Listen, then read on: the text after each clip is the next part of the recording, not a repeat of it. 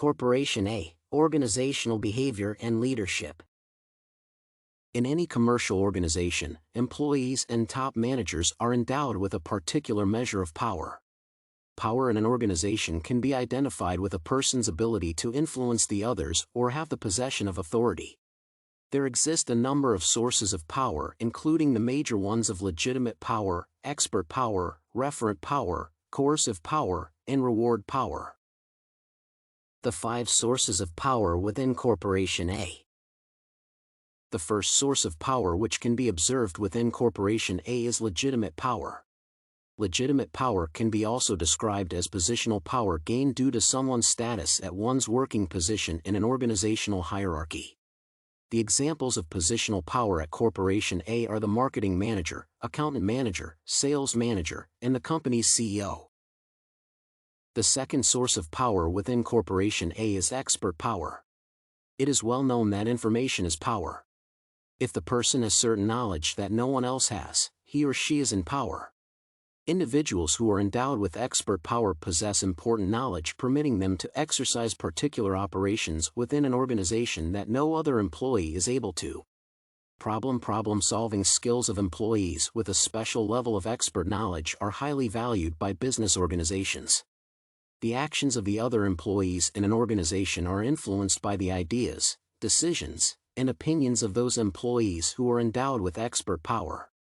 Often, the employees with expert power are in high regard by managers and the other employees.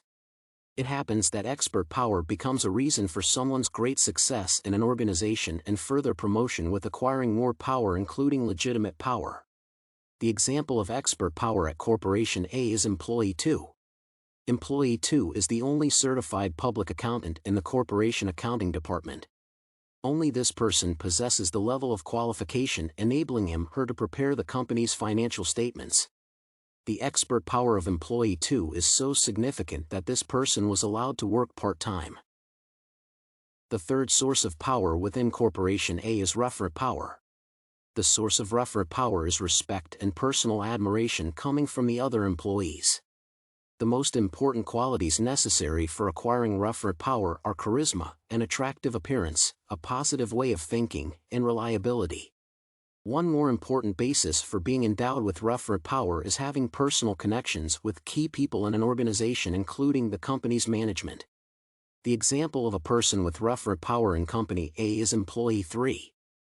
She works in the sales department of the Company A. Employee 3 is a charismatic and enthusiastic person admired by the other members of the team in his/her department.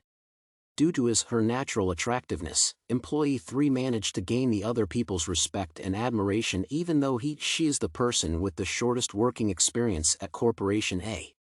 Despite one short term of being with the company, Employee 3 was able to lead the team of his/her fellow workers in the new project that he had initiated.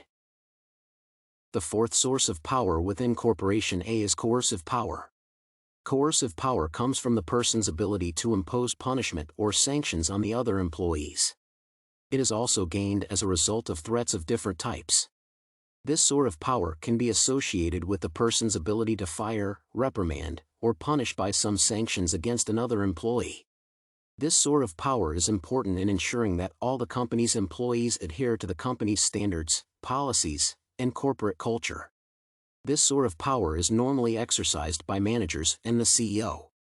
An example of coercive power at Corporation A is the marketing manager who may punish employees from his/her department if their work is not finished by the appointed time. Finally, the fifth source of power within Corporation A is reward power.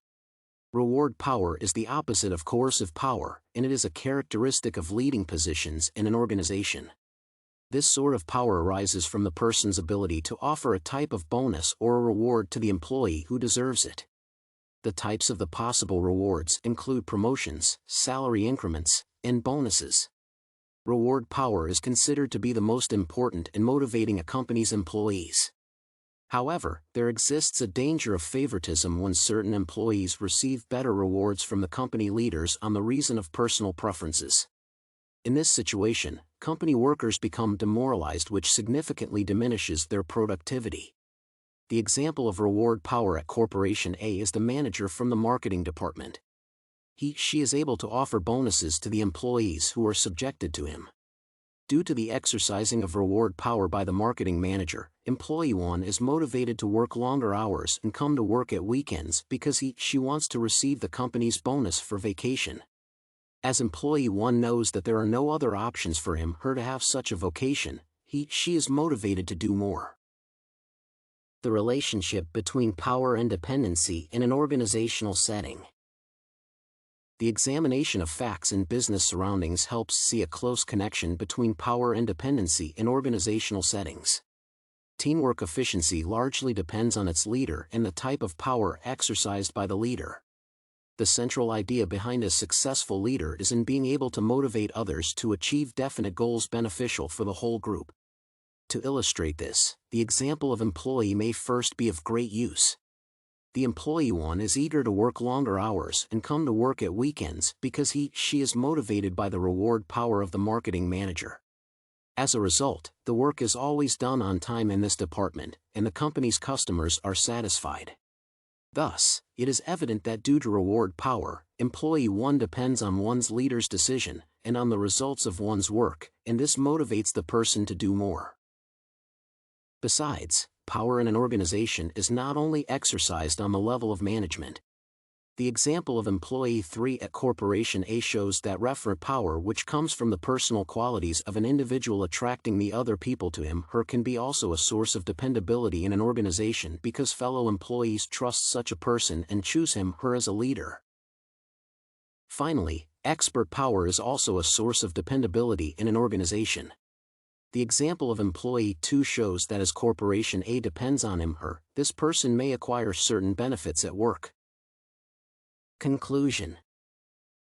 Within a business organization, a close connection between power and dependency is evident. The main sources of power are legitimate power, expert power, referent power, coercive power, and reward power. Being subjected to the effects of different sources of power, varied tasks are accomplished in organizations.